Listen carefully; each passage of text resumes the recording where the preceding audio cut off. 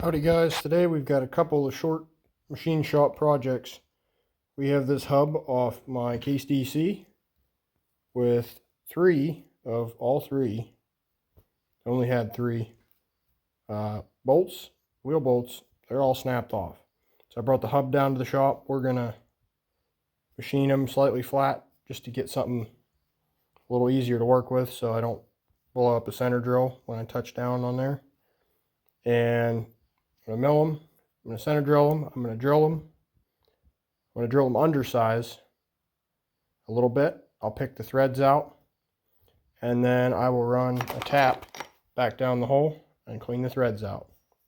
The other project I have for today is I need to make a flange like this for an oil drain on a turbo, but it needs to mate up to a hydraulic line fitting because this line here will not go where I need it to go for this tractor. So we have a 3/4 16 there, which will work just fine for what I need to do.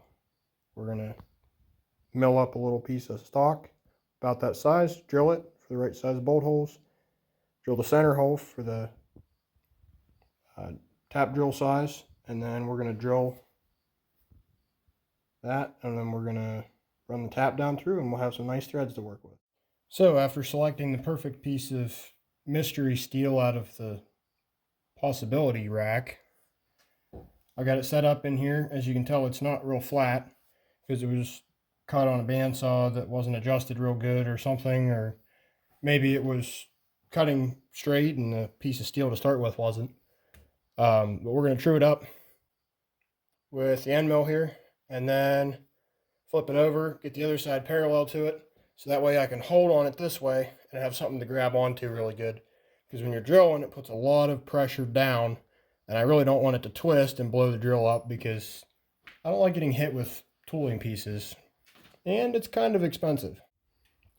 We don't have three-phase power from the power lines to this shop or where I live, so we got to use a converter. And that makes three-phase out of single phase, which is technically speaking actually two phases.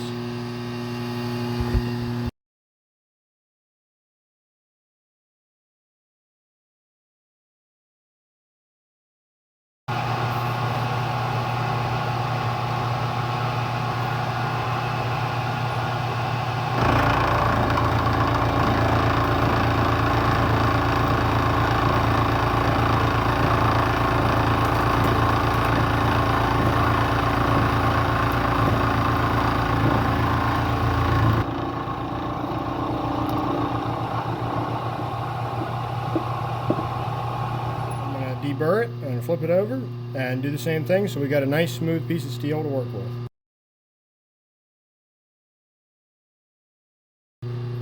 Now what I'm going to do is I'm going to dust the top of this, which is just take a very light cut off just to clean up the steel mill black scale stuff that's on there, because I really don't want that, especially on the side that's going into the turbo. That would not be good because that stuff flakes off when you heat and cool it a lot, and we don't want that kind of material getting through our oil filters or turbo or any of that. It's just going to make a mess. We don't want that in the oil pan. So I'm going to clean that up, flip it over, just lightly skim it again, then we can start making holes.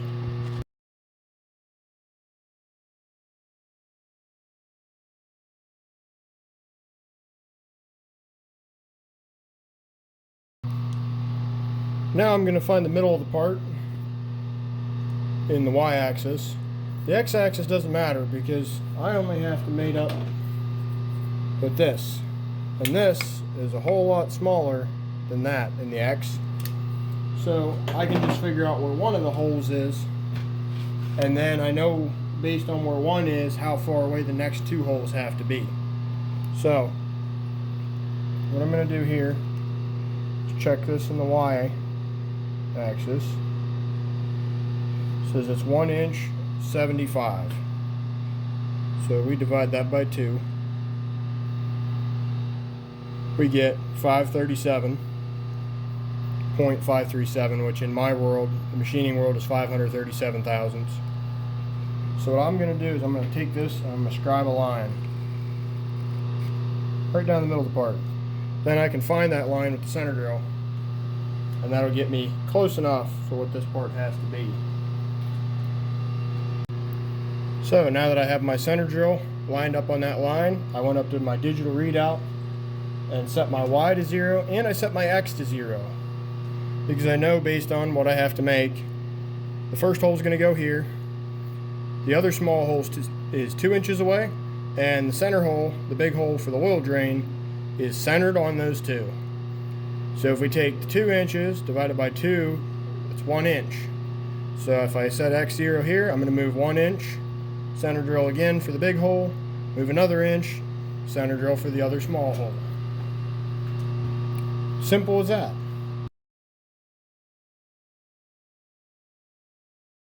Now I have a 390 diameter drill, which is clearance for 3/8, and that's what we're going to use for this because it's a sharp drill. That's what I can find real quick. And for what this is, we're not going for absolute precision. We're going for, does it work? Yep, that's good enough. I have some used motor oil here, which isn't the best thing, but it's something. I'm going to dab that on the drill just to help keep it cool, because if your drill gets hot, then the edges start to wear down, which causes them to wear down and not be as sharp. And when they're not as sharp, they get hot. And the cycle just gets worse and worse until you have friction drilled your way into your part. Now your drill bit's permanently welded into your part. That's a bad day. You don't want to do that. And I don't have fancy coolant or anything on this Bridgeport of any sort like that, so we're just going to use oil.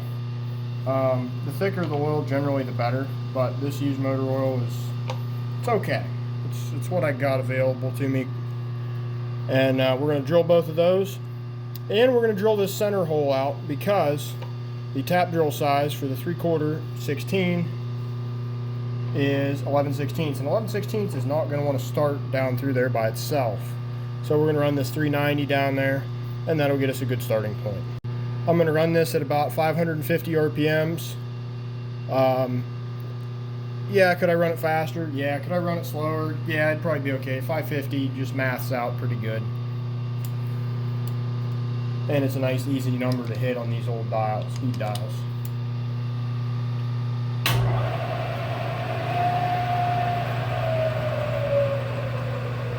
It's right about there. Oh, that's beautiful. And it cuts a little harder now because I just got down through the center drill start, but it's still cutting nice.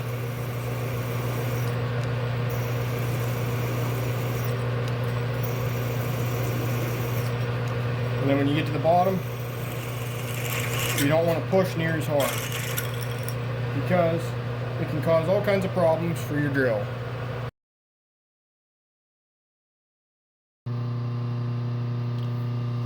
So with this 11/16 drill bit, I'm going to run it about 320 RPMs, as close as I can get. We're going to have to put it in low range to get there, and bigger drills run happier in low range.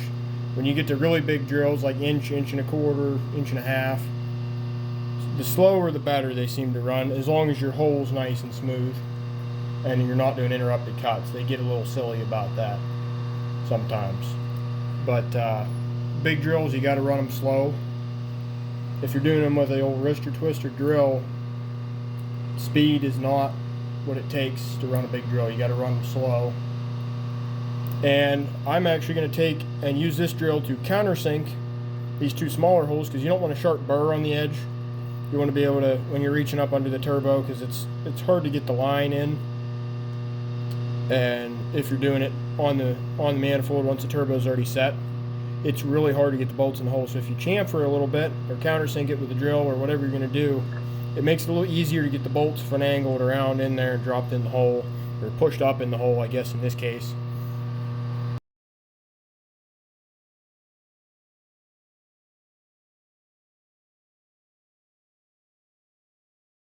That went very well. It chamfered very well, although the holes aren't perfect because I didn't set a stop or depth stop or anything like that. Not really worried about it. Drill was making nice chips, was cutting good once it got down in there. I'm going to take and chamfer this by hand real quick, and then we're going to run the tap down in there, then we're going to flip it over. And running the tap will be a little bit interesting because I'm going to start it with the machine and then finish it by hand. Because power tapping, sometimes it's real easy and sometimes it's not. So that's what we're going to do there. We're going to start it with the machine, that way we know it's straight. And when you get to big taps, the machine won't always run them down in the whole way. Sometimes you got to be able to bring them back just a little bit, break your chip, bring them down in by hand. Sometimes the machine just isn't gonna do it. So a minor change of plans actually. I don't have a chuck key for the drill chuck I was going to use, so I can't tighten it up on my tap. I don't have a collet that fits the shank because taps have a square drive on them, and they do not always run true to size on the shank here. This one measures about 585 with calipers. There's not really a collet for bridge ports that fits there real good that I have available to me. It would be a 9/16, but I don't have a 9/16 collet here. So we're going to do it a different way. I have in here a little drill chuck, which I also do not have the chuck key handy. It's a rigid though. It's pretty nice. There is a bolt cutoff piece in the bottom of there that has been put on the lathe and turned to a point. Not a super sharp point, but a point. You can do this with a center drill too if you have one available that's small enough. I don't have one real quick and easy here that'll fit in the back of the tap. A lot of bigger taps have this little hole in the back, and what it's from, they have one on the other side too, is they held this between centers on a grinder to make the shank and on a special machine to grind the threads in there. What you can also do with that is you can put the center from your drill chuck or whatever you have in that, and it will guide you as you go down in. And if you don't have a spring in your quill, like this one does not have a spring, it will stay where it is, and it will actually slowly fall down, and they will actually follow the tap down as it's screwing down in there. The quill will follow down and keep weight on that until you get as many threads in there as you need. This one I'm going to run it clear through, and whatever it takes to get the right amount of threads in there, it'll follow you down. You may have to adjust your table if you're going real deep, but we can go like that. And you want to make sure you're lined up over your actual hole, which if I look at my DRL, I am. So since this one's not going to follow me down, I'm going to have to put a little bit of weight on it to get it started. Now we're down in the hole, and my bolt just pushed. Now we're cutting threads. When you're using taps, unless you're in cast iron, which I know this is not, this is some sort of hot rolled steel, you gotta use oil or tap magic or something. Cast iron, it'll make a polishing compound of some sort. Depending on what kind of oil you use, it'll end up being like lapping compound or something of that nature. You don't want that when you're trying to cut the material because it'll just burn up whatever kind of tool you're using. So cast iron, you machine it dry unless you have real specialty stuff. And see, I don't need that anymore. I'm down in there nice. This is steel, so I'm just using that same used motor oil that I have laying around. And just like that, fine thread taps are generally easier than coarse thread taps just because you're fighting with less steel to remove at one shot. But a lot of bigger taps, at least in a lathe, I will turn the threads single point, and then I'll finish them up with a tap or die like this. This tap isn't too ridiculous to run. It's only a 3/4 16. It's not too bad to run. So there's that. Pretty simple little part, but lots of things for you guys to watch, learn, and enjoy. If you like seeing this, stay tuned because there's always little machining projects that need done around the farm. If you like it, hit that like button, leave me a comment, And if you got any questions about bridge ports, I can try to teach whatever you guys need to know about bridge ports. And now we got some nice threads in there